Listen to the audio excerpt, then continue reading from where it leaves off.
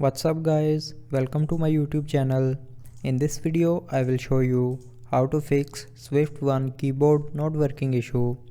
So before starting the video, don't forget to subscribe the channel and also press the bell icon.